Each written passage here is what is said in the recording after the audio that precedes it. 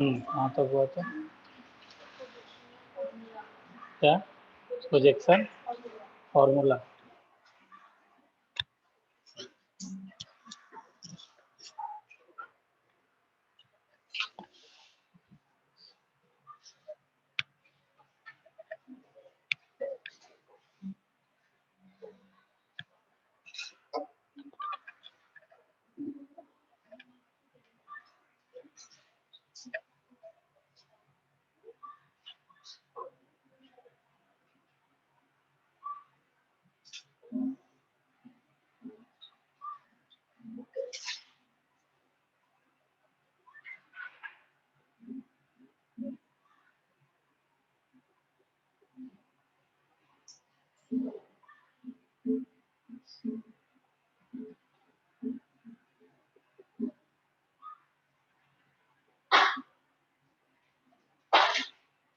ये हो गया था न्यूमैन प्रोजेक्शन बताना था।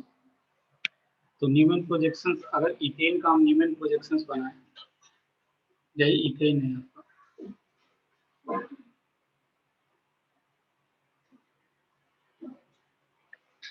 ठीक है।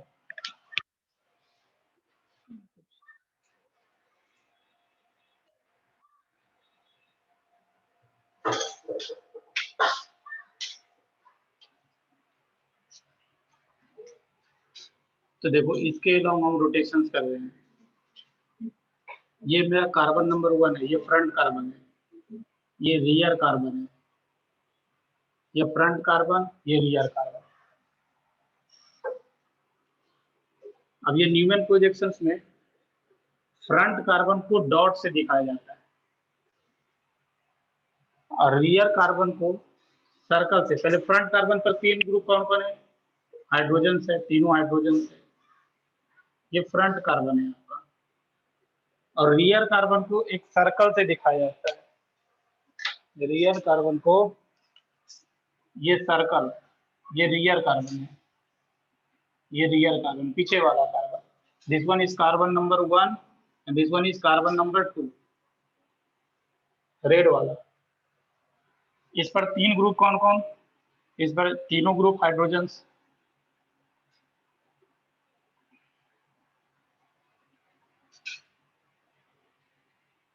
ये जो बना है ना, इसको हम लोग बोलते हैं एक्लिप्स न्यूमैन, क्योंकि इस आगे वाला हाइड्रोजन के पीछे पीछे वाला हाइड्रोजन से, ये ब्लैक कलर से जो बनाया है ना, दिस वन इज आगे वाला हाइड्रोजन और ये पीछे वाला हाइड्रोजन ऐसा है।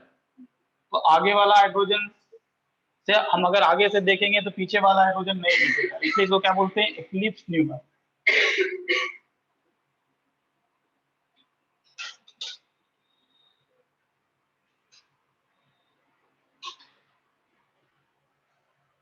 Eclipse Newman. अगर हमको स्टेगर्ड फॉर्म बनाना है तो क्या करेंगे ना, ये जैसे फ्रंट कार्बन है आपका, हम पीछे वाला कार्बन को घुमाएंगे, पीछे वाला रेड वाला को घुमाएंगे। तो रेड वाला को घुमाएंगे, ये रेड वाला है, देखो यहाँ पर अगर घुमा कर आ गया, देखिए 60 डिग्री बनाता है एंगल ना, 60 डिग्री। तो इसी को क्या बोलते हैं? That one is staggered form. Staggered form या staggered Newman. Staggered Newman, eclipse Newman, staggered Newman.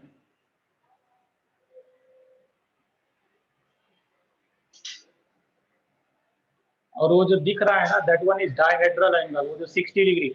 इस केस में डायहेड्रल एंगल जो होता है, डीएचए जो होता है, दैट वन इज 0 डिग्री। और इसमें जो डायहेड्रल एंगल होता है, दैट वन इज 60 डिग्री। ये डायहेड्रल एंगल क्या होता है, इसको समझ ले।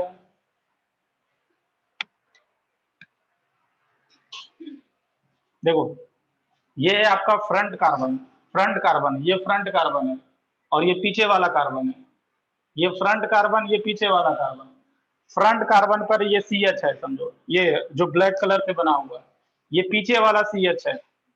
तो ये जो एंगल है ना, it is the interfacial angle, लिखा हुआ है, it is the interfacial angle between front CH bond and rear CH bond. ये जो एंगल बन रहा है that one is interfacial angle, sorry dihedral angle. ये जो एंगल दिख रहा है ना, ये बोला गया है कि जब हम डिफरेंट कॉन्फॉर्मेशंस बनाते हैं तो क्या होता है, ओनली डायहेड्रल एंगल चेंज होता है और एवरीथिंग रिमेन कांस्टेंट। क्या होगा, अगर हम रोटेट करेंगे 1 डिग्री से तो क्या होगा, डायहेड्रल एंगल चेंज हो जाएगा। तो रोटेट करेंगे तो डायहेड्रल एंगल चेंज हो जाएगा। तो डायहेड्रल डिफरेंट इनफाइनाइट कॉन्फॉर्मेशन जब बनाओगे तो only dihedral angle will change and everything will remain constant. Bond energy, bond length, everything will remain constant. ये पॉइंट दिखाया गया था। तो आई होप आपको डायहेड्रल एंगल भी समझ में आ रहा होगा। इस केस में 0 डिग्री है, उस केस में 60 डिग्री है।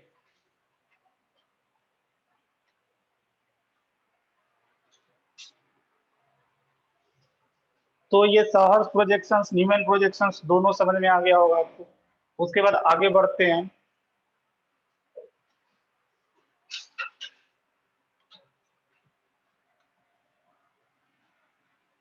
अब पोटेंशियल एनर्जी डायग्राम हमको बनाना है।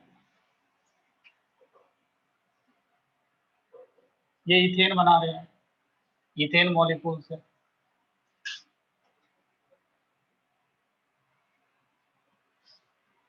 ये 1 नंबर है, यही इसका आपका क्या है, that one is eclipse form. अगर हम इसको 60 डिग्री से रोटेट करेंगे तो ये इस तरह बन जाएगा। फ्रंट वाला को कुछ नहीं कर रहे हैं, बैक वाला को, बैक वाला कार्बन को रोटेट कर रहे हैं, तो ये यहाँ पहुंच जाएगा, ये यहाँ आ जाएगा, ये यहाँ आ जाएगा। यही 2 नंबर है, इसी को हम लोग स्टेगर्ड फॉर्म बोलते हैं, स्टेगर्ड फॉर्म। फिर अगर इसको और 60 डिग्री से रोटेट किए, 60 डिग्री से रोटेट किए तो ये हाइड्रोजन यहाँ पहुंच जाएगा। मीन्स ये फिर से क्या हो जाएगा, फिर से ये एक्लिप्स बन जाएगा, फिर से एक्लिप्स बन जाएगा। तो 2-3 बनाकर दिखा दे रहे हैं। फिर से ये यहाँ आ जाएगा, ये 3 नंबर। फिर से इसको 60 डिग्री से रोटेट करेंगे तो फिर से आपका स्टैगर्ड बन जाएगा।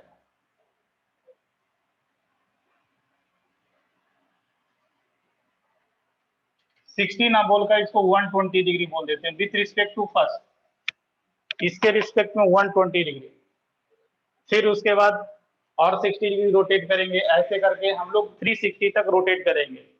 तो आपको ये समझ में आ रहा होगा कि एक्लिप्स बनता है, फिर स्टैगर्ड बनता है, फिर एक्लिप्स बनता है, फिर स्टैगर्ड बनता है, फिर एक्लिप्स बनेगा, फिर स्टैगर्ड बनेगा। जब हम इसको पोटेंशियल एनर्जी, ये आगे बढ़ता जाएगा, आगे और रिपीट होता जाएगा, हम आगे नहीं बना रहे हैं, समझ रहे, ये एक्लिप्स स्टैगर्ड, एक्लिप्स स्टैगर्ड, फिर से एक्लिप्स, फिर से स्टैगर्ड, फिर से एक्लिप्स, फिर से स्टैगर्ड, ऐसा होता जाएगा वो। तो अभी यहाँ पर देखिए आप,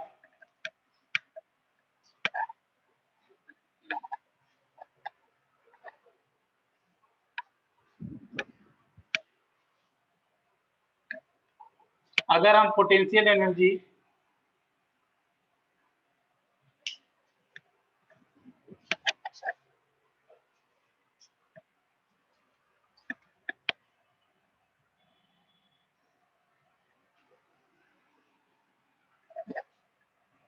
ये पोटेंशियल एनर्जी है। अच्छा ये 60, ये 120 और ये कितना हो जाएगा, 60 और ऐड करो 180 डिग्री, ऐसा बढ़ता जाएगा। ये है डायहेड्रल एंगल DHA।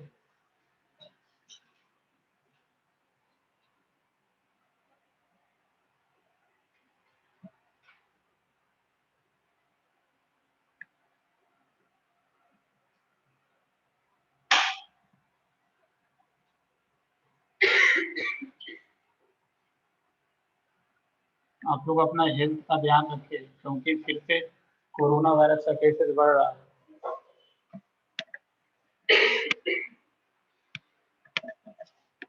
1, ये 2, ये 3, ये 4, ये 5, ये 6, ये 7 और आगे बना सकते हैं कितना रहना। ये जो है 0 डिग्री, 0 डिग्री, ये 60 डिग्री, 120 डिग्री। अच्छा रुक जाइए, ये 120 डिग्री, ये 180 डिग्री, 240 डिग्री, 300 और ये 360।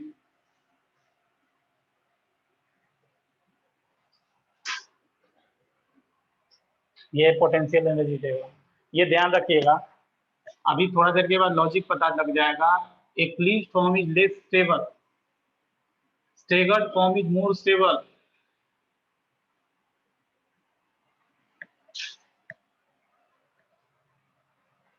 इसलिए जो भी देख रहे हो ना 2 4 ये सब क्या है, स्टेगर्ड है। इसका एनर्जी कम है, एनर्जी कम है मीन स्टेबिलिटी ज्यादा है।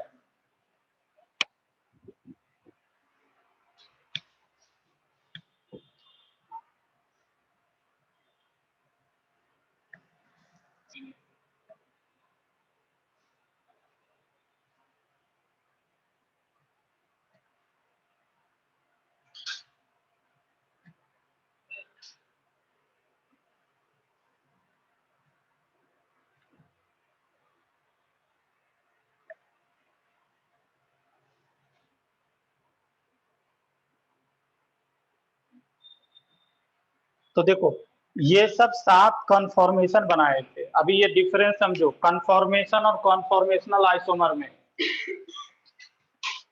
There are infinite conformation, there are infinite conformations are possible for ethane, but जो कन्फॉर्मेशन पोटेंशियल एनर्जी डायग्राम में मिनिमा पर लाई करता है उसी को हम कन्फॉर्मेशनल आइसोमर बोलते हैं। क्या बोले, ये सब जो 7 देख रहे हो ना, ये 7, they are 7 conformations of ethane. There may be possibility of infinite conformations, but जो पोटेंशियल एनर्जी डायग्राम पर मिनिमा पर लाई करेगा उसी को हम कन्फॉर्मेशनल आइसोमर बोलते हैं, उसी को हम रोटामर बोलते हैं। ये समझ में आ रहा है? जैसे इसमें 2 4 6 ये सब क्या है, कन्फॉर्मेशनल आइसोमर है। ये सब overall they are all are conformation, but जो नीचे लाई करेंगे उसी को कन्फॉर्मेशनल आइसोमर बोलेंगे। चलो तो यहां पर नेक्स्ट लिखे कन्फॉर्मेशनल आइसोमर क्या होता है। Conformational isomer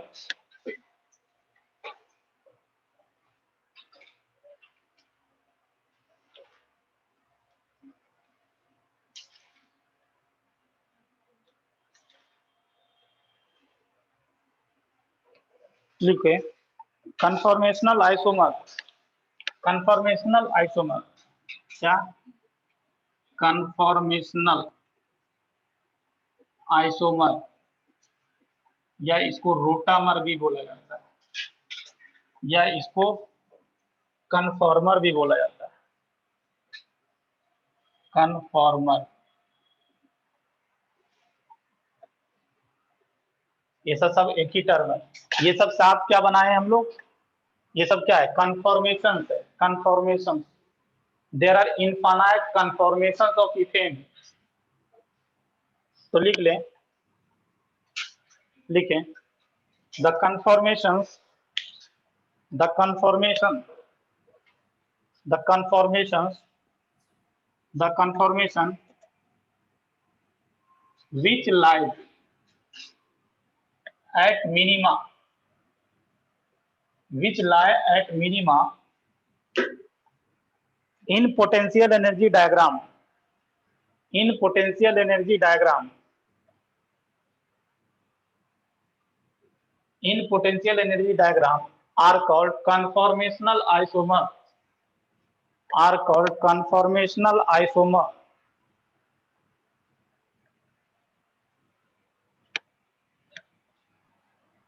are called conformational isomer।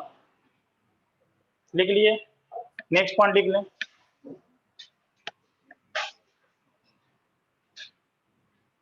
2 4 6,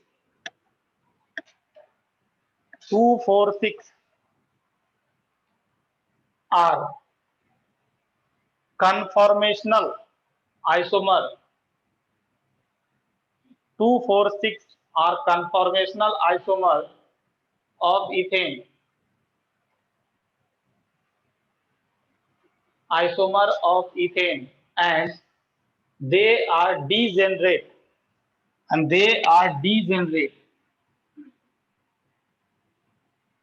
degenerate का मतलब क्या होता है?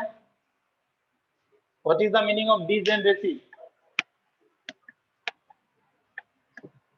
पहली बार सुन रहे हो क्या? होम थ्रू क्या? दोबारा जो जनरेट हम बताए होम्स रूल में बताया गया है in degenerate orbitals electrons are filled with single spin first then pairing occur with opposite spin. तो degenerate का मतलब होता है having same energy level. तो degenerate के ब्रैकेट में लिख लीजिएगा having same energy.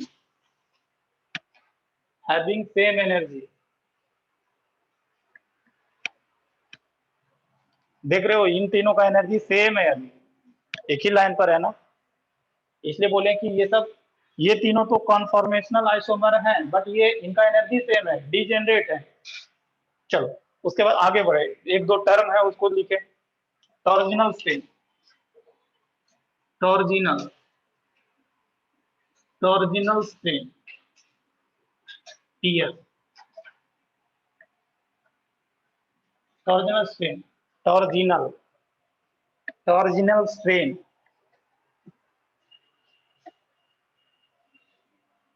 टॉर्जिनल strain TS, इसको डिफाइन करें, ये क्या होता है?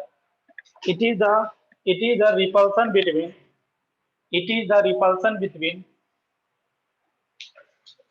repulsion it is the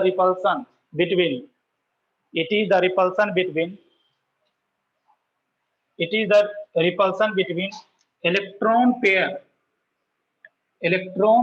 of front electron pair of adjacent bond, simply adjacent bond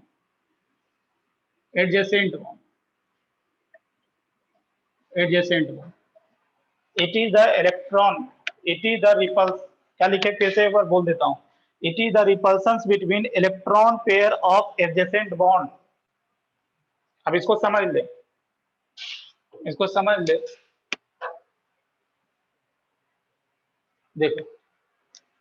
देखो इसका इलेक्ट्रॉन पेयर होगा, इस CH बॉन्ड का इलेक्ट्रॉन पेयर होगा,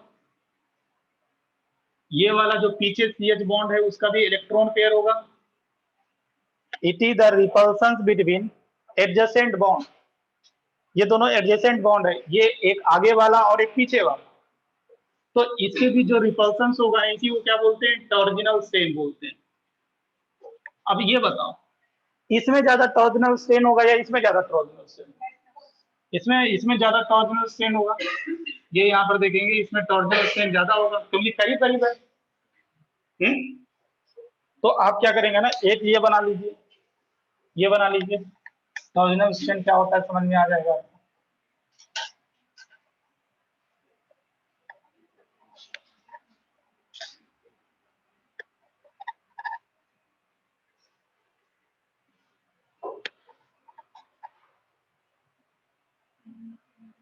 टॉर्जिनल स्ट्रेन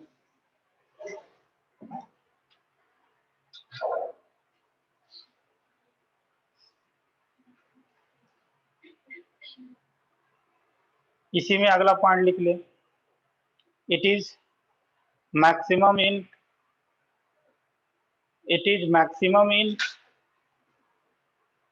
eclipse form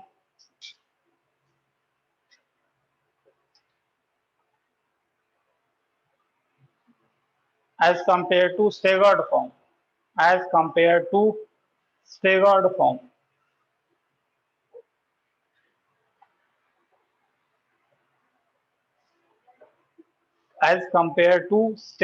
form.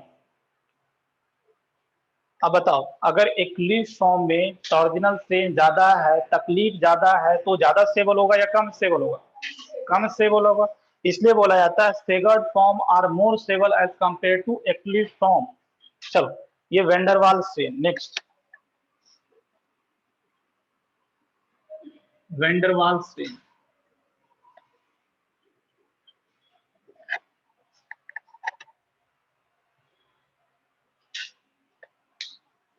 तो ये वेंडरवाल टर्म ही आता है ग्रुप का रिपल्सन के कारण। तो इसमें लिख लें it is the repulsion between it is the repulsion between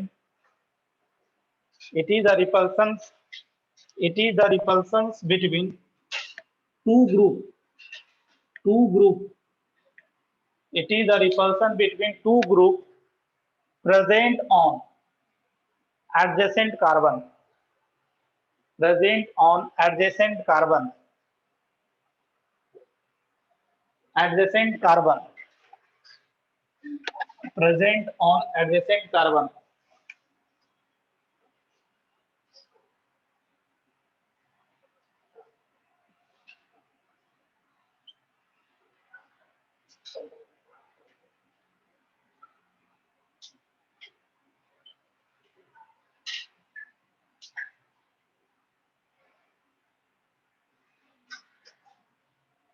group के कारण जो रिपल्सन हो रहा है, ये जैसे जो अगर मैं बताऊं, ये जो हाइड्रोजन्स है और ये जो पीछे हाइड्रोजन्स है, ये दोनों एक दूसरे को रिपेल करेंगे।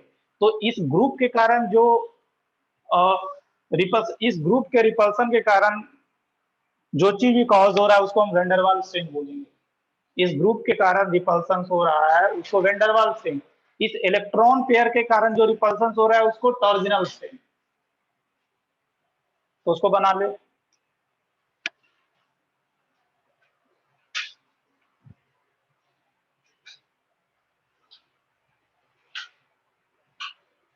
अब टॉर्जनल स्ट्रेन भी किस में ज्यादा होगा, एक्लिप्स में ज्यादा होगा या स्टैगर्ड में ज्यादा होगा? एक्लिप्स में ज्यादा होगा क्योंकि ग्रुप नजदीक नजदीक होंगे। तो लिख लो next one, it is maximum in it is maximum in eclipsed form as compared to staggered form।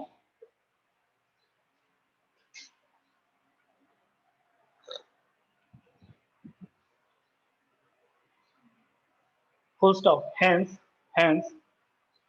in general staggered form are more stable as compared to eclipsed form। Hence in general staggered form are more stable as compared to eclipsed form।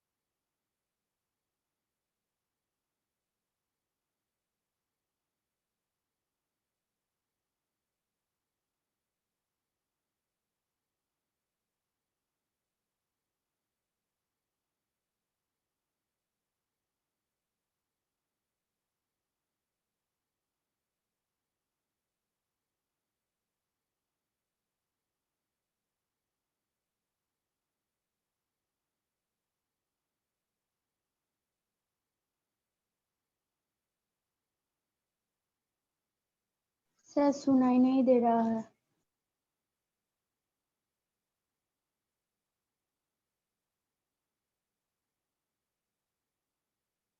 Sir sound of हो गया है, सुनाई नहीं दे रहा।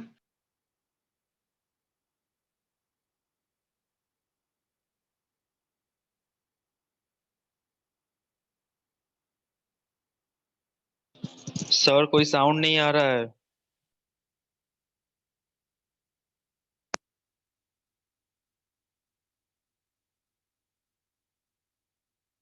नहीं अभी भी नहीं आ रहा है, पूरा बंद हो गया, पूरा साउंड बंद हो गया है, कुछ नहीं सुनाई दे रहा है।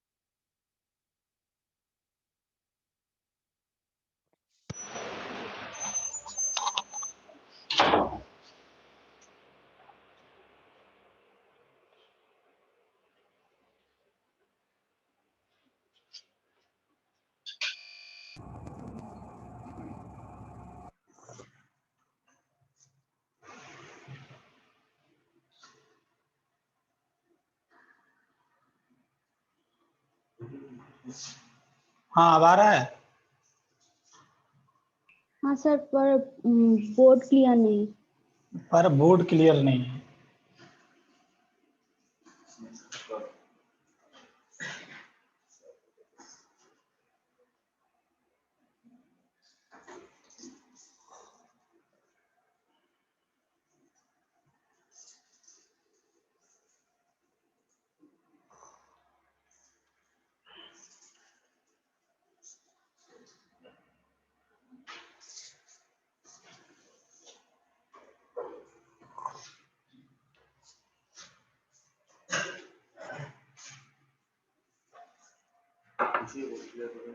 हाँ अब आ रहा है। Yes sir. आ रहा है। चलो बहुत अच्छा। ठीक। अभी क्या है, अभी क्या दिक्कत है?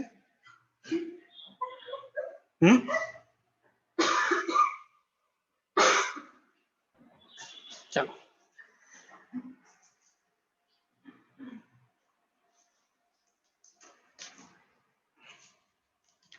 चलो देखो,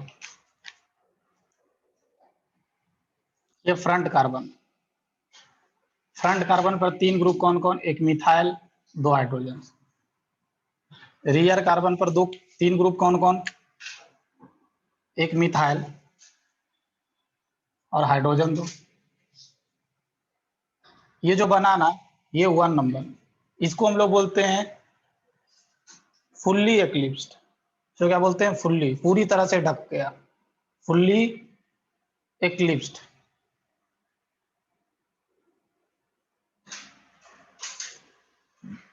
फिर 60 डिग्री से घुमाओ इसको,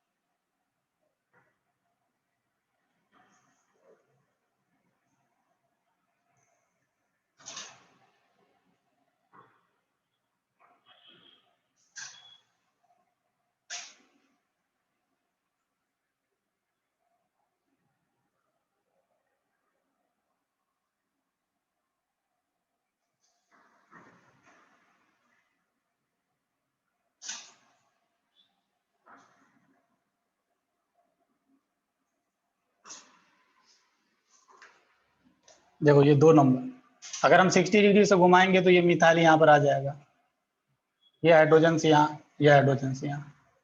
इसको हम लोग बोलते हैं, this one is gauche form. क्या? गौचे। 60 डिग्री से और रोटेट करेंगे इसको तो ये मिथाइल यहाँ पर आ जाएगा, ये हाइड्रोजन से यहाँ आ जाएगा, ये हाइड्रोजन से यहाँ आ जाएगा। इसको हम लोग बोलते हैं पार्सली एक्लिप्स्ड। एक्लिप्स्ड तो है बट पार्सली है।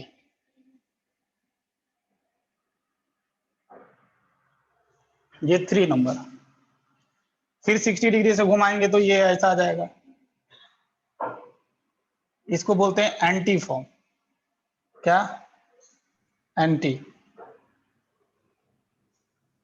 फिर 60 डिग्री से घुमाओ इसको तो ये कैसा फॉर्म हो गया बताओ? This one is partially eclipsed, partially eclipsed. इसी के जैसा बन गया ना वो। तो ये पार्सली एक्लिप्स लिख लेना, ये पार्सली एक्लिप्स बोला। क्या? Partially eclipse. एक्लिप्स तो है बट पार्सली है। फिर 60 डिग्री से घुमाएंगे तो क्या होगा? ये कौन सा फॉर्म बन गया? गौचे फॉर्म। कौन सा फॉर्म? गौचे। फिर 60 डिग्री से घुमाओ तो ये फिर से क्या बन जाएगा? फुल्ली एक्लिप्स्ड।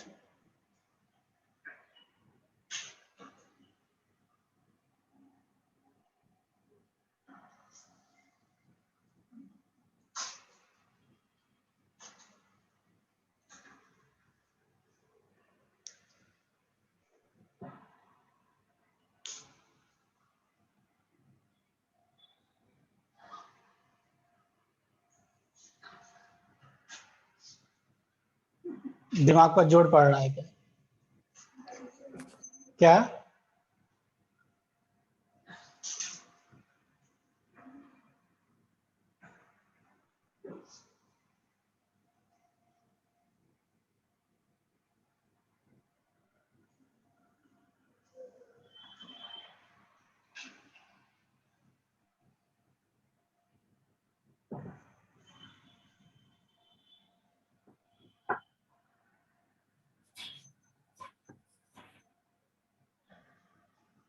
चलो, तो इसका हम डायग्राम भी बना देते हैं इधर, पोटेंशियल एनर्जी डायग्राम।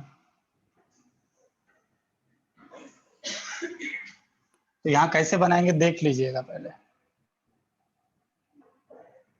DHA, यहाँ पर 4 लाइन ड्रॉ करना है इसे, यहाँ से पहले सपोर्ट के लिए, ऐसा नहीं।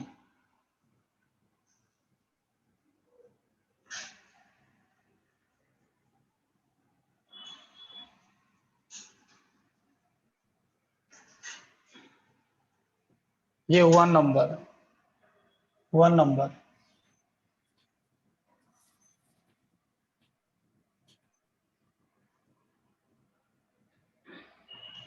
फिर आ गया गौचे फॉर्म, गौचे फॉर्म से फिर partially eclipsed, partially eclipsed, partially eclipse से फिर एंटी,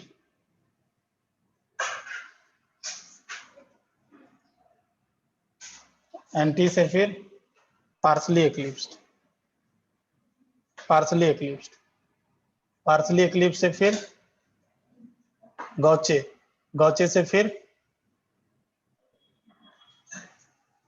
ये 1 नंबर, ये 2 नंबर, ये 3 नंबर, ये 4 नंबर, ये 5 नंबर, ये 6 नंबर और ये 7 नंबर।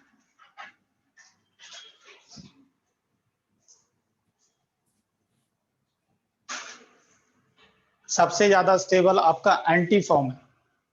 क्यों एंटी फॉर्म सबसे ज्यादा स्टेबल है? क्या? हाँ, वो तो दिख रहा है उसमें। अभी लॉजिक बताया ना, 2 वेंडरवाल स्टेन, टॉर्जनल स्टेन।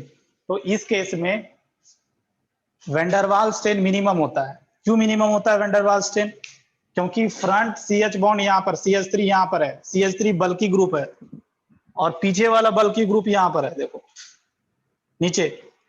तो इन दोनों में दूरी बढ़ गया ना, इसलिए ये एंटी फॉर्म ज्यादा स्टेबल होता है।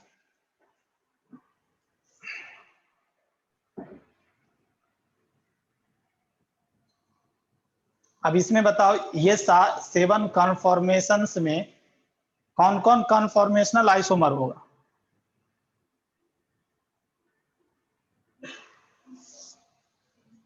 To, 4, 6 are called conformational isomer, क्योंकि वो पोटेंशियल एनर्जी डायग्राम पर मिनिमा पर लाई करता है।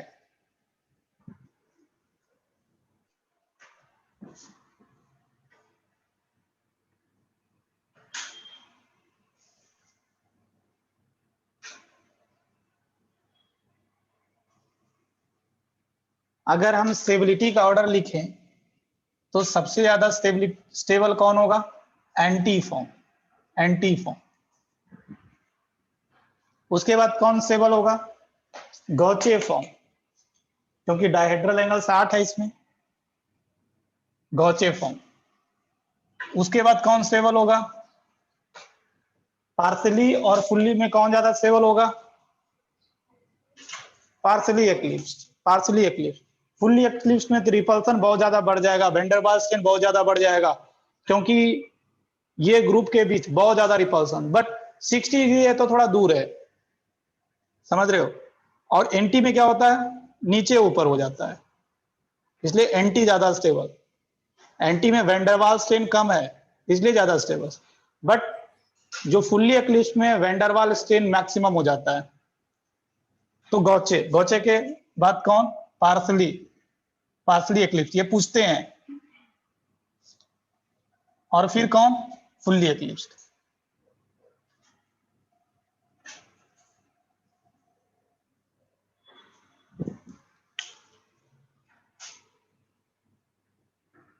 और ये भी लिख लीजिएगा 2, 4, 6 are called conformational isomer of butane.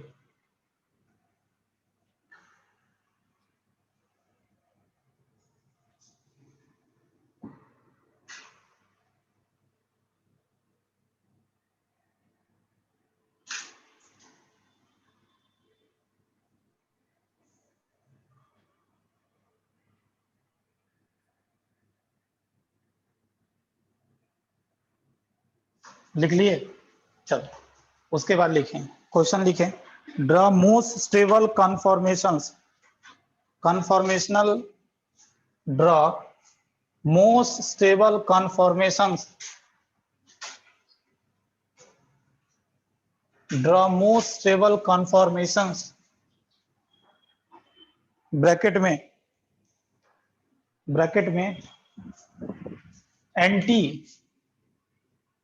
Anti and gauche, क्योंकि यही मोस्ट स्टेबल कन्फॉर्मेशंस है और इसी को हम लोग क्या बोलते हैं, conformational isomer. Draw most stable conformations, most stable conformations of following,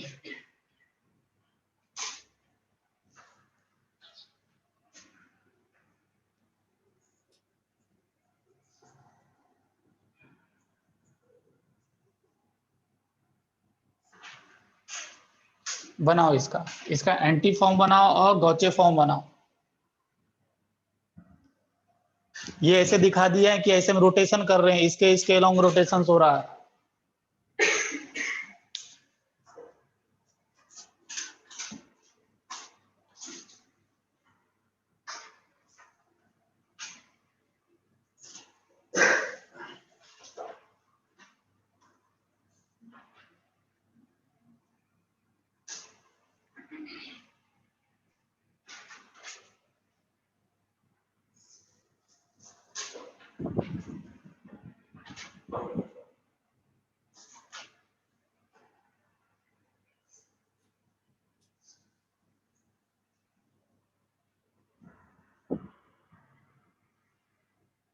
एक और कहाँ गई,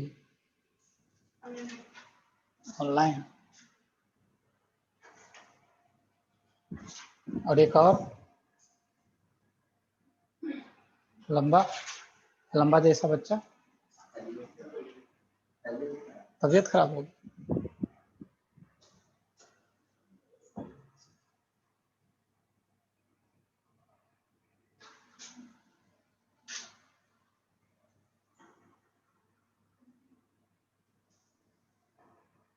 चलो तो बनाते हैं फ्रंट कार्बन, इसको मान लेता हूं फ्रंट कार्बन। तो 3 ग्रुप कौन कौन, एक फ्लोरीन और 2 हाइड्रोजन्स। ये सर्कल रियर कार्बन, 3 ग्रुप कौन कौन। अगर हमको एंटी फॉर्म बनाना है तो ऐसा बनाएंगे, ये एंटी फॉर्म है। अगर गॉचे फॉर्म बनाना है तो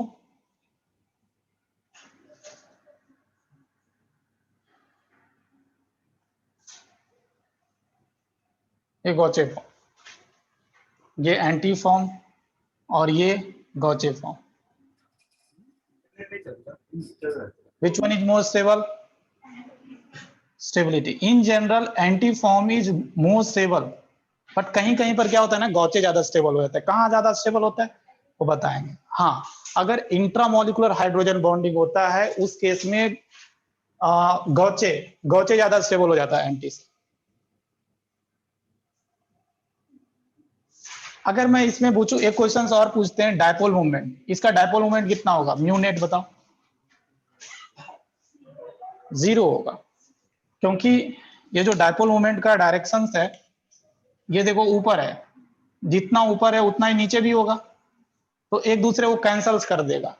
तो इस केस में म्यू नेट 0 हो जाता है। बट उस केस में म्यू नेट 0 नहीं होगा, उस केस में म्यू नेट 0 नहीं होगा, कुछ ना कुछ एंगल होगा। तो म्यू रिजल्टेंट जो होगा ऐसा होगा कुछ, ये जो म्यू नेट होगा that will be not equal to 0। तो इस केस में mu net not equal to 0, but इस केस में म्यू नेट इक्वल टू 0।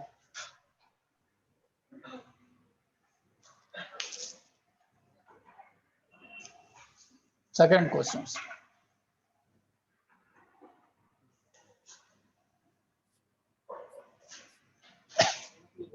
अगर इसका एक चीज और बता देते हैं, देखो अगर इसका मैं सौहर्ष प्रोजेक्शंस बनाऊं, सौहर्ष प्रोजेक्शन, तो कैसा बनेगा देखो, इसी के नीचे इसका इधर इधर लेकर आ रहा हूं इसको, सौहर्ष प्रोजेक्शंस इसका। तो सौहर्ष प्रोजेक्शन क्या, एक इंक्लाइंड लाइन बनाओ, बना दिया। ये फ्रंट कार्बन, फ्रंट कार्बन पर फ्लोरीन हाइड्रोजन हाइड्रोजन, ये फ्लोरीन ऊपर, फ्लोरीन ऊपर और हाइड्रोजन नीचे नीचे, ये सर्कल वाला पीछे कार्बन, फ्लोरीन नीचे है, अगर ये ऊपर फ्लोरीन है तो यहां पर क्या होगा, नीचे होगा। बन गया वो सौहर्ष प्रोजेक्शंस, इसका ही एंटी का ही है, ये एंटी का ही है, इसके नीचे ही बना लीजिएगा आप लोग, समझ गए। चलो अगर इसका बनाना होगा तो क्या करेंगे, फ्रंट वाला तो एज इट इज रहेगा, फ्रंट वाला में तो छेड़छाड़ हम कर ही नहीं रहेंगे। अब इस केस में क्या है, देखो फ्लोरीन एंगल, ये फ्लोरीन हाइड्रोजन और नीचे हाइड्रोजन है, इस केस में क्या है, नीचे हाइड्रोजन है और ऊपर हाइड्रोजन और फ्लोरीन है, वो बन गया उसका गौचे फॉर्म।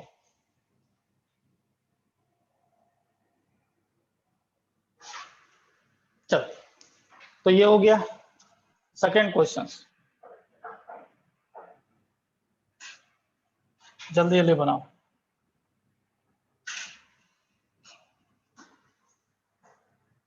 इससे क्वेश्चन पूछते हैं, पूछ चुके हैं नीट में, ये जो क्वेश्चंस करवा रहे हैं ना, 2-3 क्वेश्चंस, इसमें म्यू नेट से रिलेटेड क्वेश्चन पूछ चुके हैं, स्टेबिलिटी से रिलेटेड क्वेश्चन पूछ चुके हैं, तो इसमें केयरफुल रहिएगा, पूछे हैं क्वेश्चन, इसलिए क्वेश्चन करवा रहे हैं।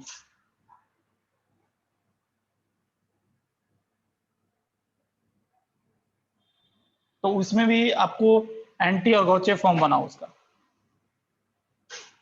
जस्ट इसी के जैसा है, कोई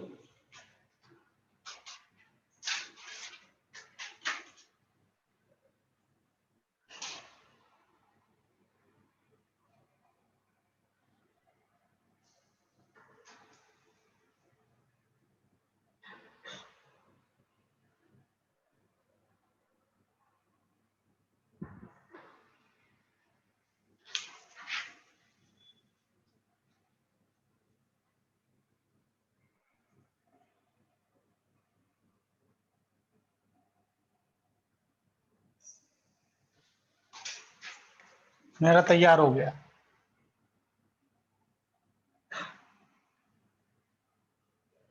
बन गया। डायपोल मोमेंट का भी सेम सिनारियो, इसमें 0 होगा और उसमें 0 नहीं होगा। इसमें अगर इसका बनाना है सौहर्ष प्रोजेक्शन तो क्लोरीन यहाँ डाल दूंगा,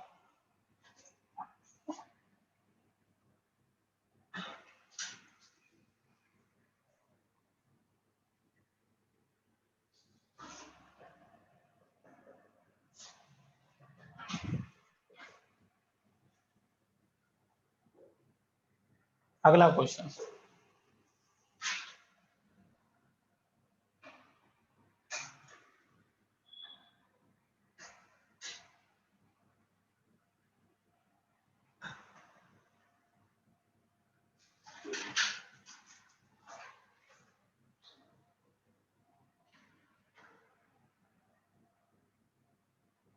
अब कुछ दिन में इनऑर्गेनिक केमिस्ट्री शुरू होगा, तो अपना पीरियोडिक टेबल्स और केमिकल बॉन्डिंग स्ट्रॉन्ग कर ले, और इवन रिडॉक्स रिएक्शन भी स्ट्रॉन्ग कर ले। ये 3 चैप्टर्स बहुत ज़्यादा जरूरी होता है इनऑर्गेनिक केमिस्ट्री को अंडरस्टैंड करने के लिए। अगर सही में इनऑर्गेनिक केमिस्ट्री, क्योंकि इनऑर्गेनिक केमिस्ट्री में याद है तो क्वेश्चन टिक होगा, नहीं याद है तो नहीं होगा, तुक्का मारोगे गलत होगा, क्योंकि इतना अच्छा लक नहीं है कि तुक्का मारोगे सही हो जाएगा।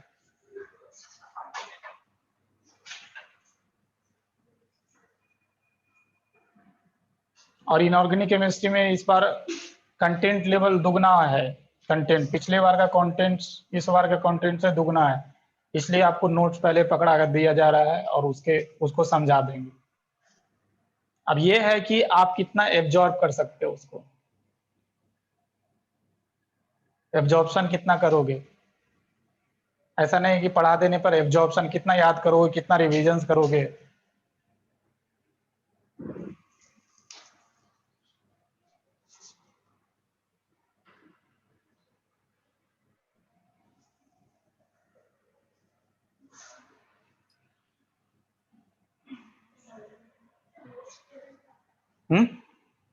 क्या इसका क्या बनाना है? हाँ, क्वेश्चंस क्या पूछी? क्या क्या क्वेश्चंस क्या था? क्या क्वेश्चन पूछे? हम क्वेश्चन पूछ रहे हैं ना कि हम हंसने बोले हैं।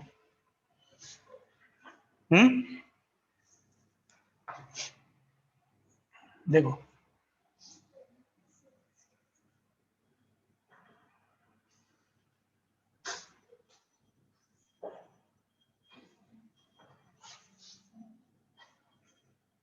हम हंसने बोले थे क्या?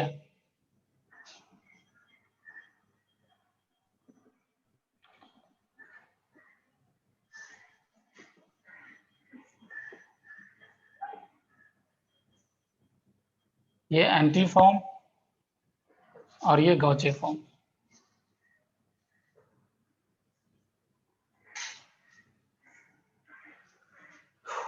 तो इसमें ध्यान रखिएगा, इसमें स्टेबिलिटी का थोड़ा लफड़ा है। In general anti is more stable, but इसमें गौचे ज्यादा स्टेबल हो जाता है। क्यों? क्योंकि यहां पर लगेगा intramolecular hydrogen bonding.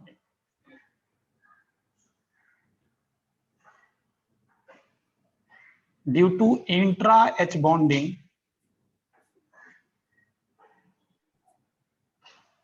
Gauche is more stable than anti.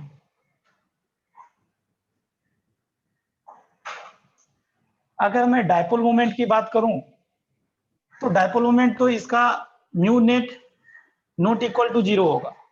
क्या उसका 0 होगा? उसका 0 नहीं होगा। क्यों नहीं 0 होगा?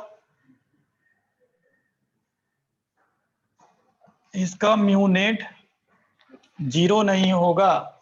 क्यों 0 नहीं होगा, इसको समझें। हम यहां पर इसी का एंटी फॉर्म को एनालिसिस कर रहे हैं म्यू नेट को लेकर।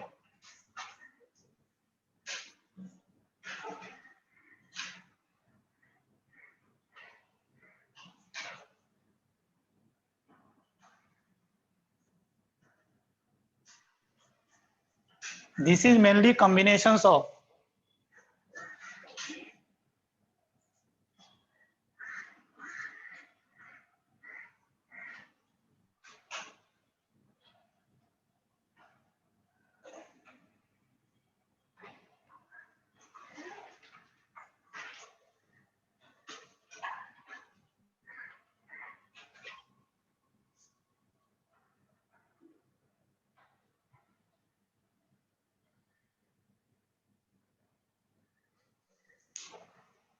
इस केस में तो देखो म्यू नेट क्या हो जाएगा, 0 हो जाएगा।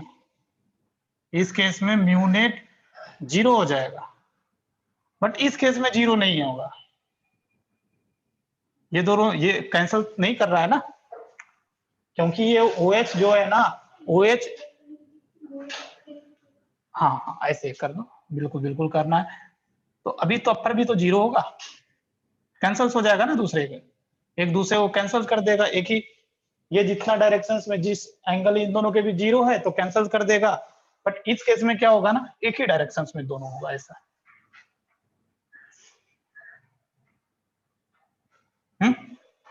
एक ही डायरेक्शंस में होने के कारण इसका म्यू नेट कुछ ना कुछ होगा। इसीलिए ओवरऑल इसका क्या होता है, म्यू नेट 0 नहीं होता है। OH is not a linear molecules।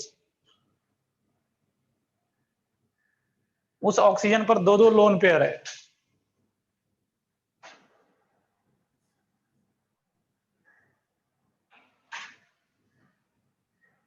तो ये भी क्वेश्चन पूछ चुके हैं, इसका म्यू नेट किसका 0 होता है, तो इसका म्यू नेट 0 नहीं होता है, लगता है 0।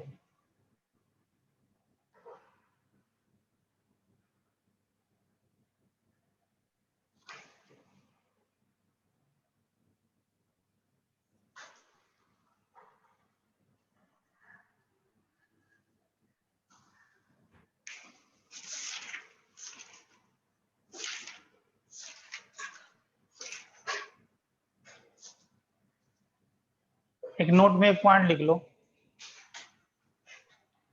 Dipole moment of anti is 0 if dipole moment of anti form is 0 if group G equal to Cl हो, Br हो, F हो, लीनियर हो, ऐसा कुछ।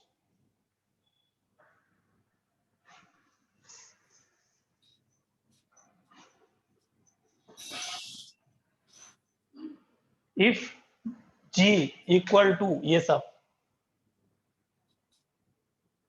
जैसे देखा था अभी क्लोरीन और फ्लोरीन वाला में तो दिखाए आपको कि डायपोल मोमेंट 0 है, ब्रोमीन भी होगा 0 होगा, ये भी एक लीनियर ग्रुप है, C ट्रिपल बॉन्ड C, ये भी एक लीनियर ग्रुप है क्योंकि इसका हाइब्रिडाइजेशन sp है, sp, ये हाइब्रिडाइजेशन sp है। अगर ये सब ग्रुप होगा तो एंटी फॉर्म का डायपोल मोमेंट हमेशा 0 होगा। अगर मान लो कि COOH ग्रुप आ गया तो क्या होगा, डायपोल मोमेंट 0 होगा एंटी का, COOH नहीं, वो लीनियर नहीं है। तो ये सब ग्रुप, जनरली ये सब ग्रुप होता है तो डायपोल मोमेंट एंटी का 0 कर देना है। चलो उसके बाद conformations of cyclohexane, conformations of cyclohexane, conformation of cyclohexane,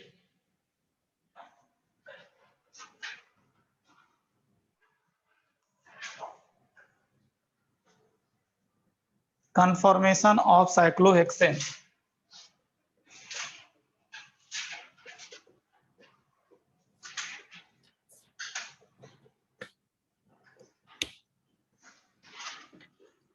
इसमें एंगल स्ट्रेन सबसे पहले समझो,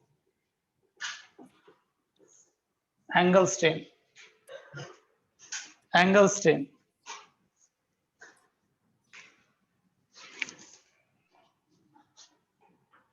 इसको समझो पहले, एंगल स्ट्रेन क्या होता है बाद में समझो।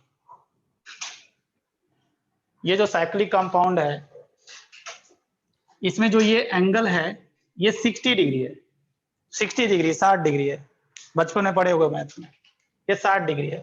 तो इसमें जो रिक्वायर्ड एंगल है, एक्चुअली एंगल रिक्वायर्ड एंगल कितना होना चाहिए, अगर ये कार्बन sp3 हाइब्रिडाइज है तो रिक्वायर्ड एंगल कितना होना चाहिए, बट एक्चुअल एंगल कितना है 60 डिग्री। तो इसको तकलीफ है, अब इसको देखो रहना चाहिए 109 पर, बट आप इसको 60 पर रखे हो तो क्या इसमें तकलीफ है, ये खुलना चाहता है, ये खुलना चाहता है, ये 60 डिग्री से 109 डिग्री में कन्वर्ट होना चाहता है, इसलिए इसके अंदर क्या है, स्ट्रेन है। स्ट्रेन मींस एक तरह से तकलीफ, पेन। अगर मैं साइक्लोब्यूटेन की बात करूं, इसमें ये एंगल कितना है 90 डिग्री, ये क्या है रिक्वायर्ड एंगल, रिक्वायर्ड एंगल कितना है 109 डिग्री। आप इसमें लिख दिए, सब में हम ऊपर नीचे करके लिख देंगे, बट है कितना 90 डिग्री। तो इसमें भी स्ट्रेन है, हाँ इसके कंपैरिजन में थोड़ा कम स्ट्रेन है। अगर मैं साइक्लोपेंटेन की बात करूं तो इसमें कितना होता है 120 डिग्री, तो ज्यादा भी हो गया तो भी तकलीफ है इसको।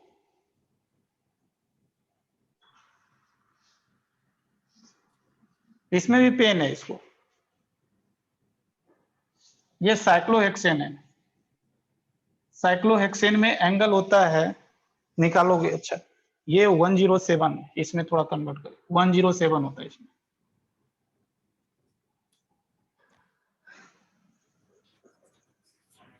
और इसमें होता है 120 डिग्री। साइक्लोहेक्सेन में होना चाहिए 109 डिग्री 28 मिनट, बट है 120 डिग्री। तो ऐसा देखने से क्या लगता है कि सबसे ज्यादा स्ट्रेन, सबसे कम स्ट्रेन किस में है? 107 में होना चाहिए, मतलब सबसे ज्यादा स्टेबल वही होना चाहिए, उसमें तकलीफ अगर कम है तो सबसे ज्यादा स्टेबल साइक्लोपेंटेन को होना चाहिए। But cyclohexane is more stable as compare to these all, क्योंकि वो जो साइक्लोहेक्सेन है ये non planar chair board form में चला जाता है। It gets convert to chair form. ये क्या होता है ना, बेसिकली इस फॉर्म में एग्जिस्ट ही नहीं करता है, ये इसका चेयर फॉर्म है। ये चेयर फॉर्म कैसे बनाओगे? चेयर फॉर्म देखो, एक बार देख लो पहले, हम भी बहुत मुश्किल से सीखे हैं।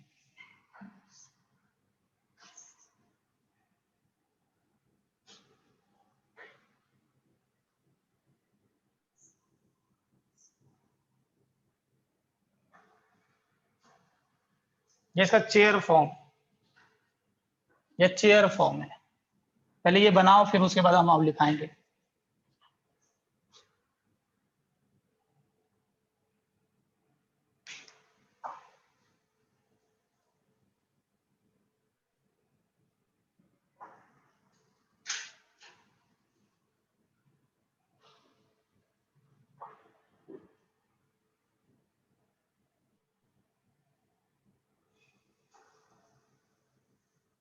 चलो तो लिख लिए, एक पॉइंट लिखिए, लिखिए whenever actual angle deviates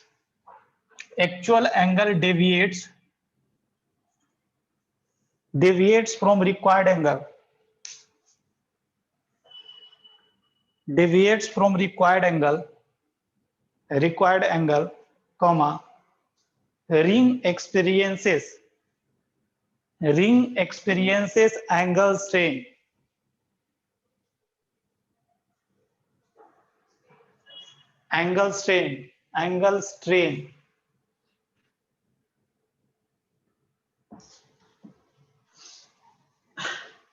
ring experiences angle strain। समझ में आ रहा है? बता भी दिया गया कि जब भी कभी एक्चुअल एंगल और रिक्वायर्ड एंगल में डिफरेंस होगा तो एंगल स्ट्रेन डेवलप होता है। अगला पॉइंट लिखें, cyclohexane loses its planarity, cyclohexane loses its planarity and convert into chair and boat form।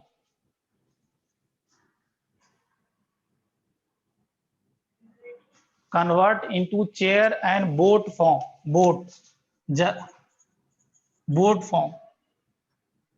boat form, and hence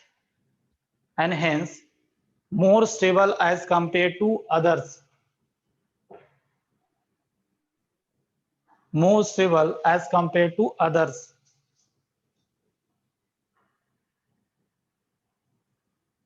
चलो इतना बात समझ में आ रहा है? आगे बढ़ो।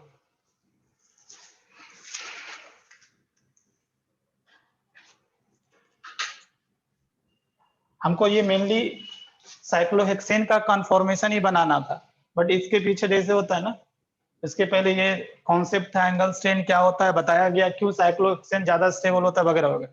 चलो उसके बाद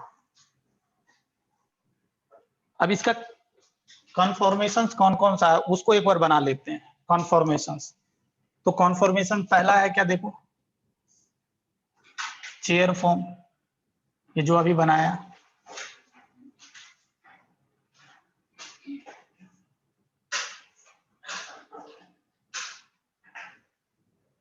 चेयर फॉर्म, इसको हम चेयर फॉर्म बोलते हैं। दूसरा है बोट फॉर्म। ये चेयर फॉर्म क्या करता है, बोट फॉर्म में कन्वर्ट होता है। ये बोट फॉर्म कैसा दिखता है, देखो ऐसा दिखता है बोट फॉर्म।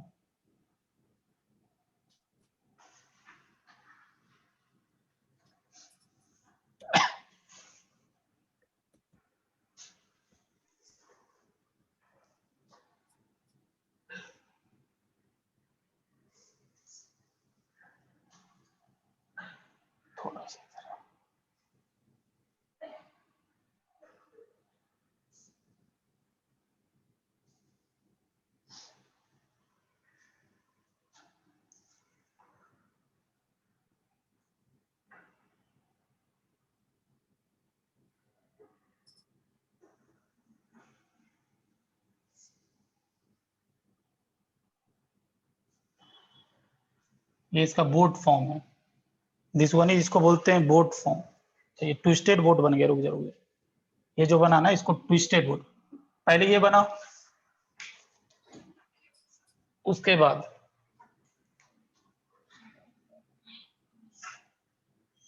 ये बोट फॉर्म है इसका।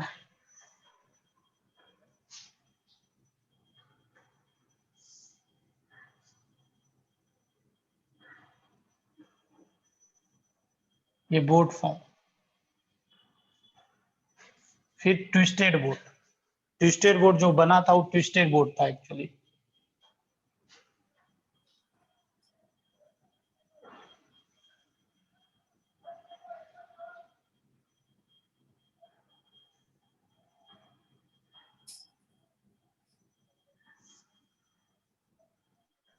ये इसका है twisted boat.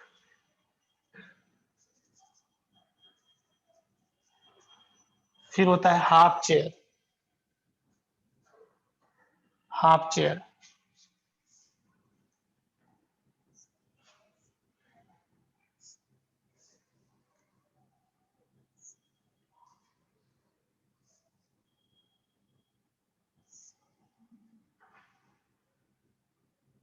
This one is half chair, actually ऊपर है ये।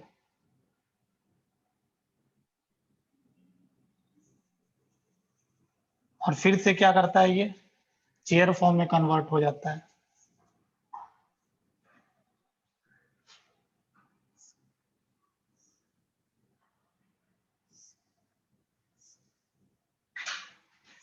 ऐसा फिर से बोट फॉर्म, चेयर फॉर्म, ऐसा होता रहता है।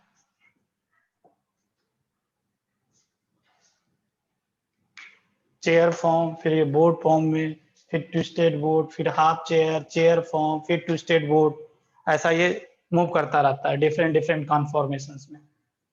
तो these all are the conformational, these all are the conformations of cyclohexanes.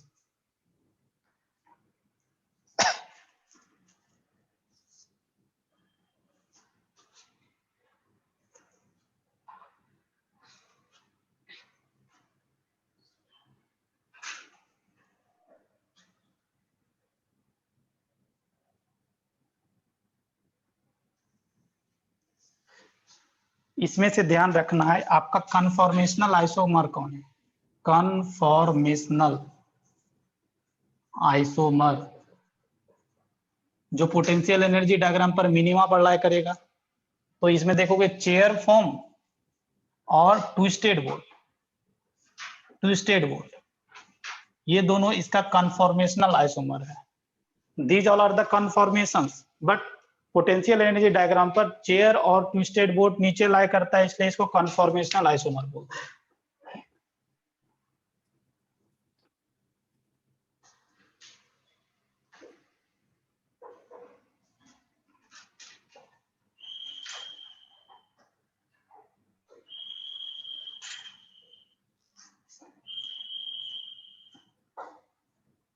अगला पॉइंट, ये भी इंपॉर्टेंट है, पूछ चुके हैं क्वेश्चन।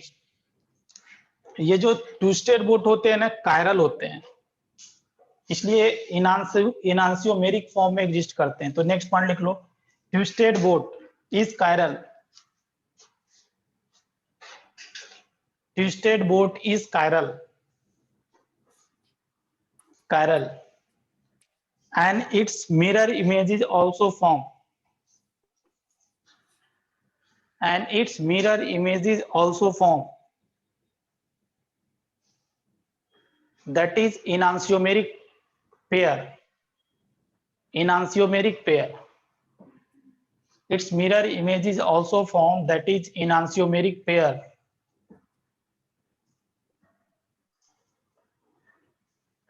मतलब इस ट्विस्टेड बोट का एक और मिरर इमेज होगा और वो दोनों आपस में इनांसियोमेरिक पेयर होगा, समझ गया। चलो उसके बाद एक पॉइंट और लिख लीजिएगा,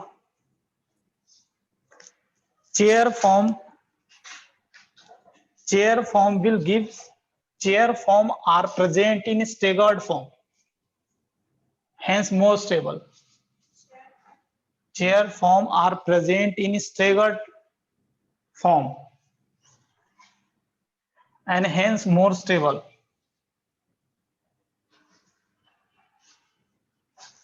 Hence more stable.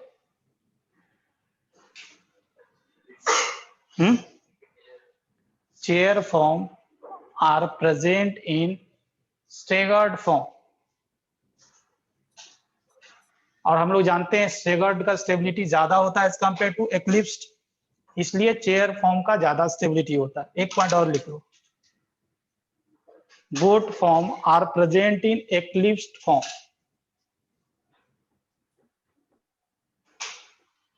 Both form are present in eclipsed form.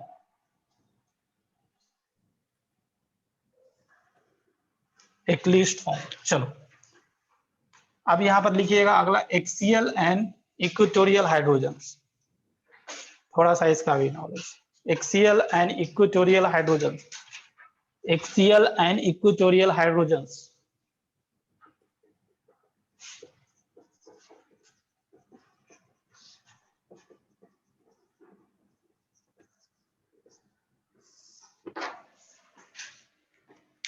तो इसको समझ लीजिए थोड़ा।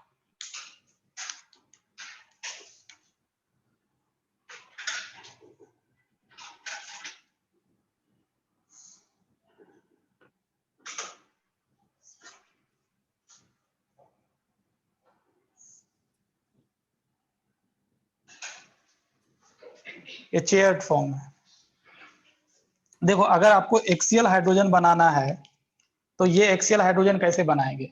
यहाँ पर 2 हाइड्रोजन होगा, हर एक कार्बन पर 2 हाइड्रोजन होगा।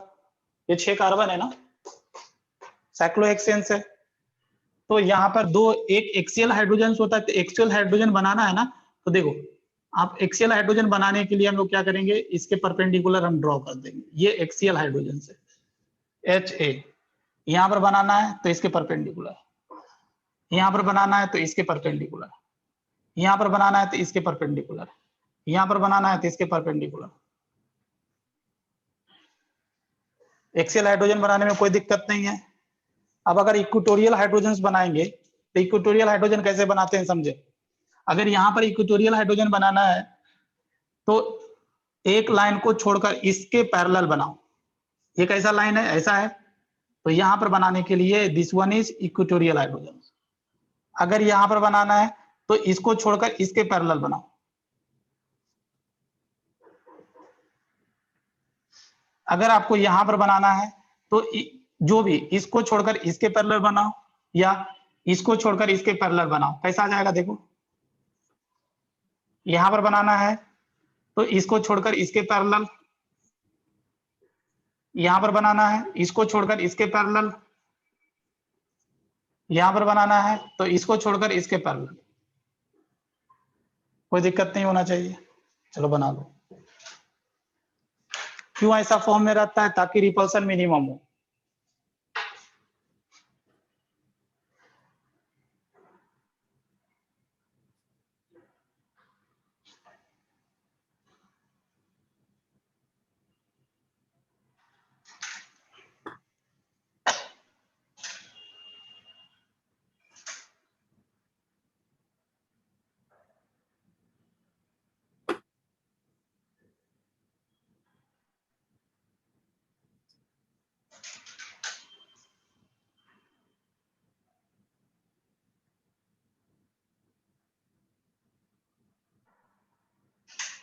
आप लोग वोट दिए हैं कि नहीं? अब एक बार भी नहीं, फर्स्ट टाइम दोगे। इलेक्शंस आने वाला है ना। हाँ वोट वोट नहीं दिए होगी, वोटर आईडी बन गया है। क्योंकि अब तो सब 18+ हो गए होंगे, तो फ्रेंचाइजी का राइट आ गया, राइट टू वोट। अच्छा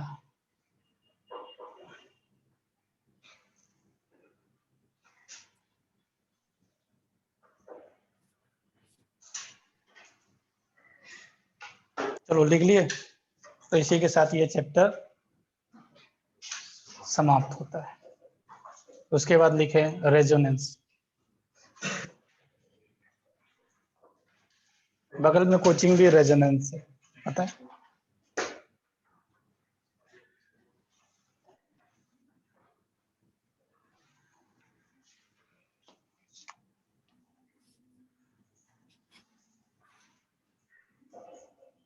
रेजोनेंस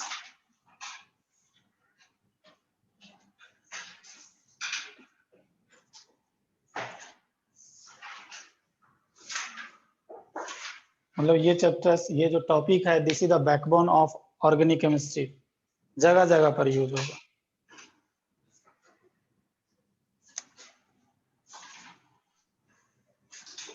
रेजोनेंस, तो इसमें कुछ पॉइंट्स लिखे पहले, उस पॉइंट्स को हम धीरे धीरे समझाते हैं एक एक करके।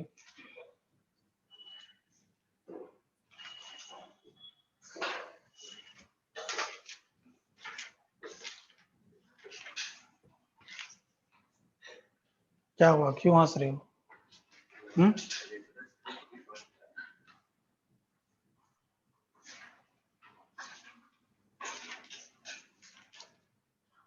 लिखते जाओ, पॉइंट लिखते जाओ। When a molecule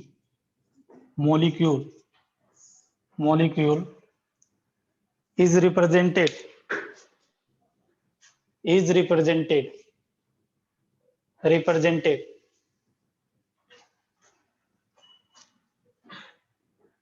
when a molecule is represented by two or more Lewis structure,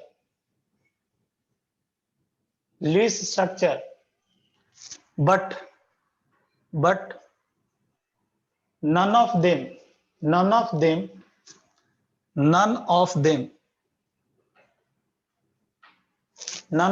explain all the properties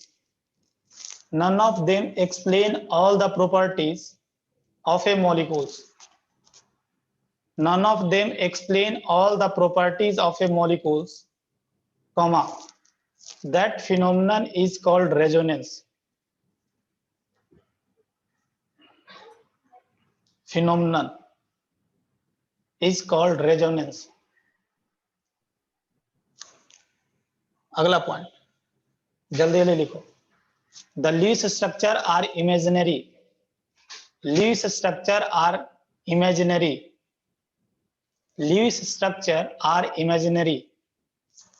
Called resonating are imaginary, called resonating or canonical structure. Resonating or canonical structure. अगला point, the real molecules is called real hybrid. Real molecules is called real hybrid. Real molecules is called real hybrid. और bracket में RH। अगला point, all resonating structure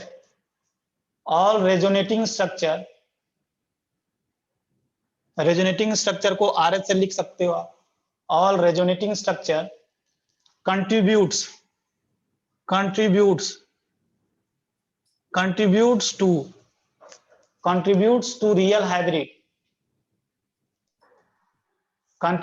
to real hybrid. That is they explain the properties of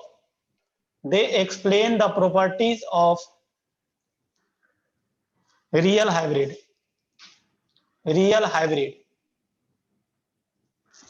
Next point, the RS means resonating structure. The RS which contributes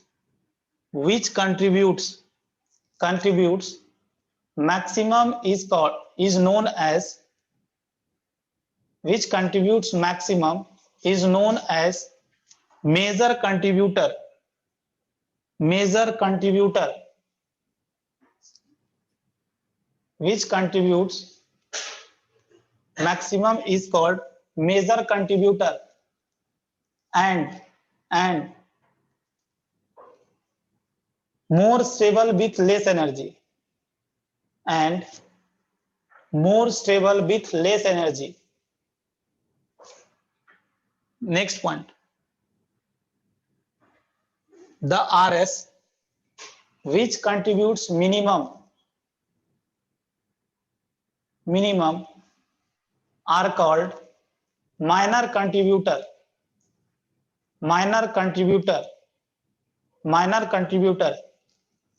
and less stable with more energy.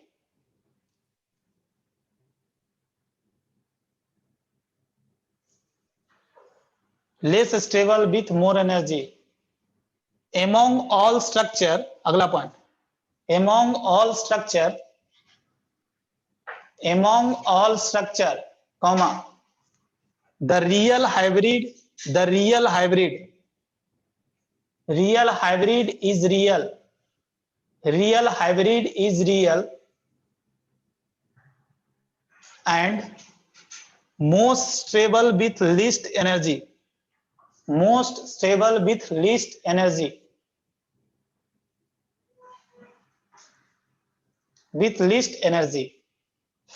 अगला point,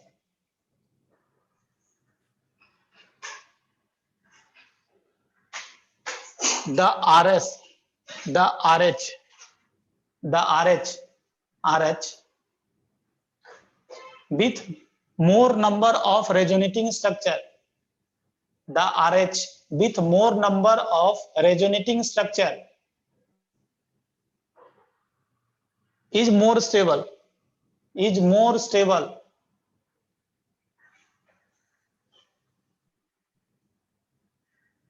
अगला point, in some cases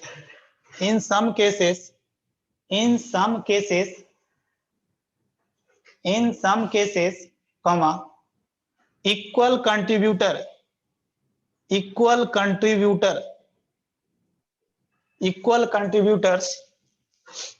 are present, called equivalent RS.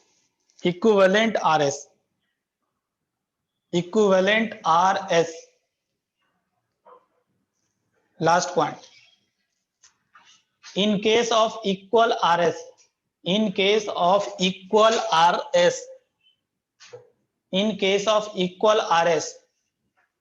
comma, stability is specially high, very high, comma, even if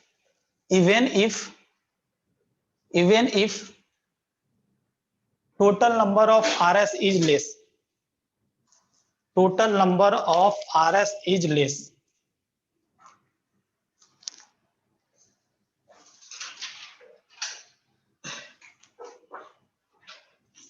तो लिख लिए, अब ये सब point को समझना भी है।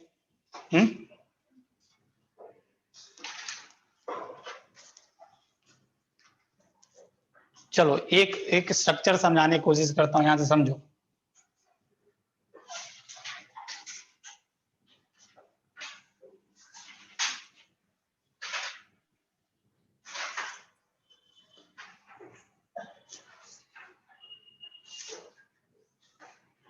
चलो जैसे बेंजीन का ये स्ट्रक्चर होता है।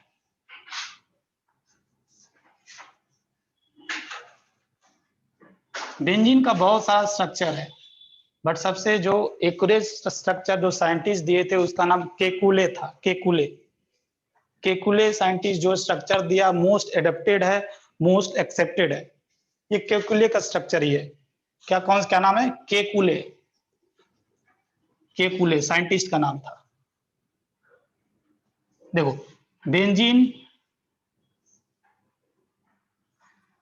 बेंजीन हम चाहें तो ऐसा भी बना सकते हैं।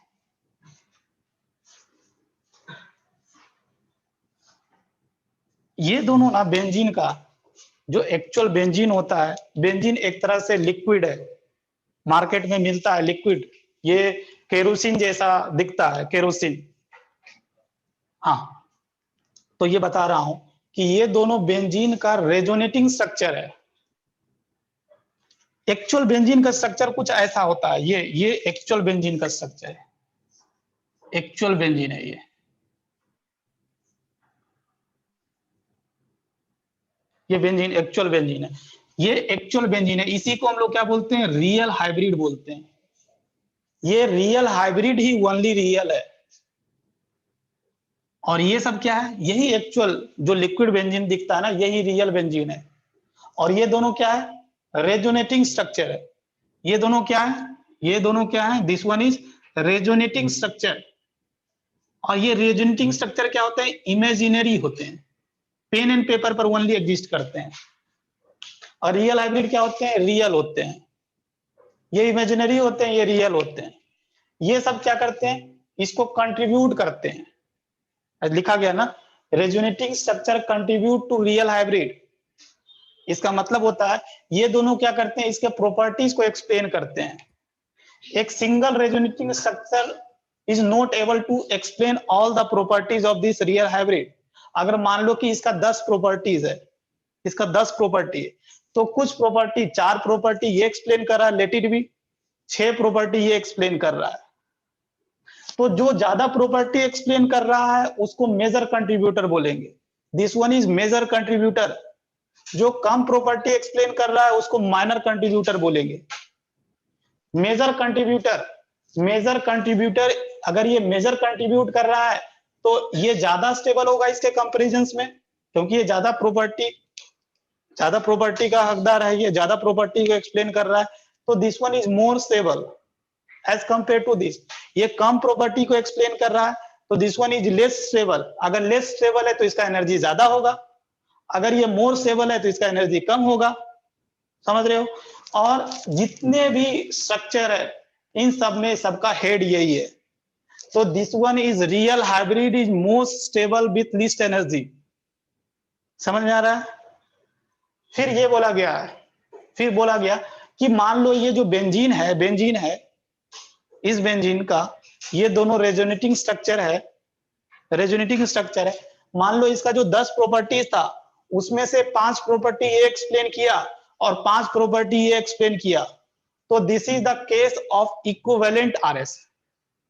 इक्विवेलेंट आरएस क्योंकि इक्वल प्रॉपर्टी, इसके 10 प्रॉपर्टी में 5 ये प्रॉपर्टी एक्सप्लेन कर रहा है, 5 ये कर रहा है, तो इसको हम लोग क्या बोलेंगे, इक्विवेलेंट आरएस है, इक्वल प्रॉपर्टी को एक्सप्लेन कर रहा है। तो ऐसा बोला गया किसी भी रेजोनेटिंग स्ट्रक्चर, किसी भी रियल हाइब्रिड में, अगर मान लो कि ये एक रियल हाइब्रिड है, इसका 2 रेजोनेटिंग स्ट्रक्चर है, ये एक दूसरा मॉलिक्यूल्स है, उसका 3 रेजोनेटिंग स्ट्रक्चर है, तो ऐसा बोला गया अगर इसका रेजोनेटिंग स्ट्रक्चर ज्यादा तो इसका स्टेबिलिटी ज्यादा, ये मॉलिक्यूल्स का स्टेबिलिटी ज्यादा एज कंपेयर टू दिस।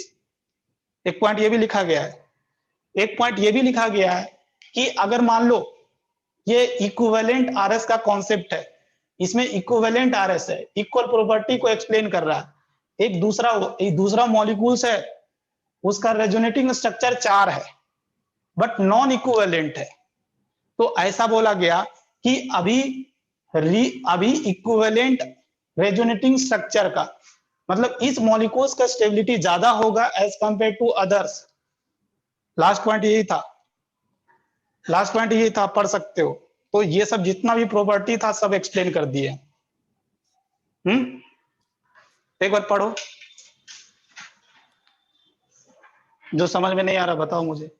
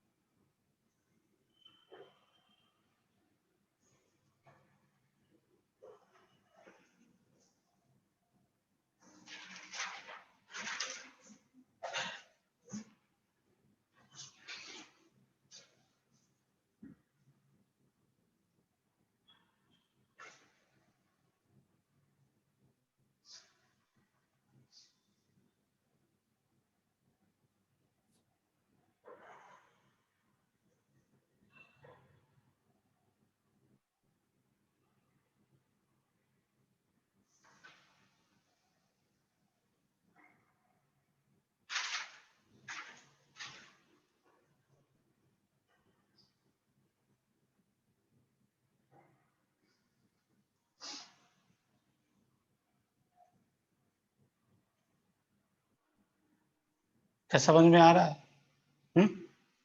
कोई ऐसा पॉइंट है जो कि समझ में नहीं आ रहा है, फिर से हमको समझाने की जरूरत है?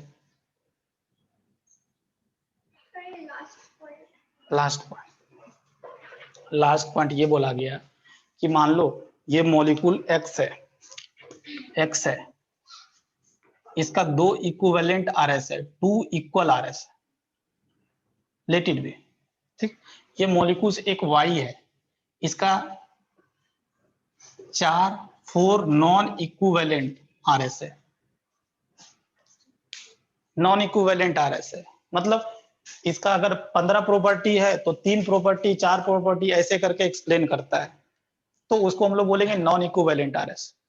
तो ऐसा बोला गया, ऐसा रूल इज दैट जितना रेजोनेटिंग स्ट्रक्चर ज्यादा होगा उतना ही उस मॉलिक्यूल्स का स्टेबिलिटी होगा, ऐसा रूल है। More the number of RS greater will be the stability. But ये रूल एप्लीकेबल यहां पर नहीं होता।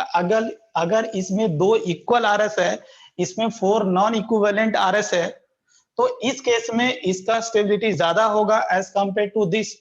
Even number of resonating structure is less, but यहां पर क्या है, इक्वल आरएस आ गया, इसलिए ज्यादा स्टेबिलिटी हो जाता है। यही लास्ट पॉइंट बोल रहा है। एक चीज और इसी में ध्यान रखिएगा, अगर हम देखें डाटा वाइज चले तो कार्बन कार्बन सिंगल बॉन्ड का जो लेंथ होता है दैट वन इज 1.53 एंगस्ट्रॉम होता है। अगर कार्बन कार्बन डबल बॉन्ड का लेंथ देखे तो 1.33 एंगस्ट्रॉम होता है, 1.33 एंगस्ट्रॉम। बट बेंजीन में हम देखें, बेंजीन में रेजोनेंस के कारण बेंजीन में in benzene carbon carbon bond का जो लेंथ होता है दैट वन इज, क्योंकि इस बेंजीन में ना तो प्रॉपर्ली सिंगल बॉन्ड है ना तो डबल बॉन्ड है। देखो यहां पर दिखेगा सिंगल बॉन्ड है बट यहां पर दिखेगा डबल बॉन्ड है इस बेंजीन में। तो इस बेंजीन में ना तो सिंगल प्रॉपर्ली सिंगल बॉन्ड है ना तो कंप्लीटली डबल बॉन्ड है, बीच में है। इसलिए बेंजीन में कार्बन कार्बन बॉन्ड का जो लेंथ होता है, ये एग्जाम में पूछते हैं, that one is 1.39 angstrom benzene में।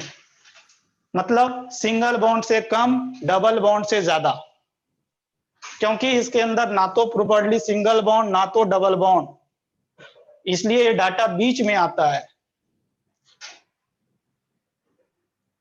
तो ये ध्यान रखना है कि रेजोनेंस के कारण क्या होता है, रेजोनेंस के कारण क्या होता है, कार्बन कार्बन सिंगल बॉन्ड का लेंथ बढ़ जाता है।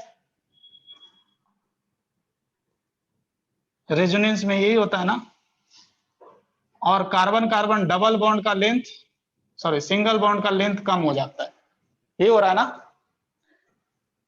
क्योंकि आप देख रहे हो ये 1.39 1.54 1.33 रेजोनेंस के कारण जो कार्बन कार्बन सिंगल बॉन्ड का लेंथ कमता है, डबल बॉन्ड का लेंथ बढ़ता है। एक चीज और ध्यान रखना, इसके अंदर बेंजीन के अंदर जो कार्बन कार्बन सिंगल बॉन्ड का बॉन्ड लेंथ होता है दैट वन इज 1.5।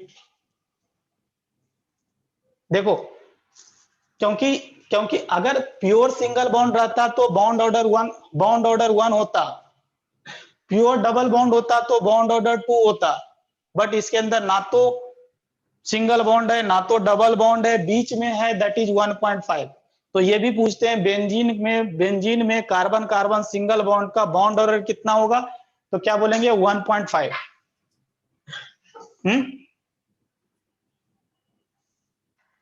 ये तो पता है ना, इसका बॉन्ड ऑर्डर कितना होता है 1 होता है, इसका बॉन्ड ऑर्डर कितना होता है 2 होता है।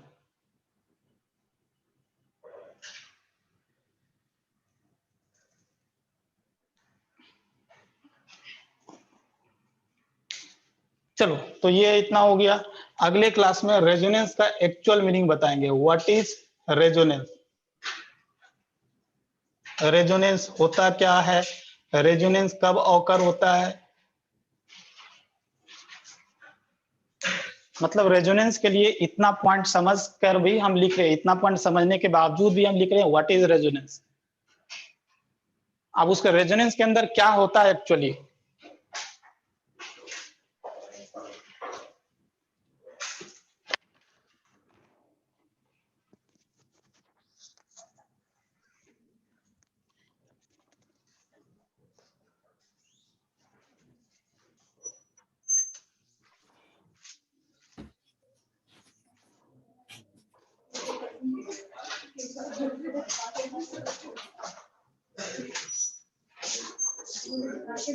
है।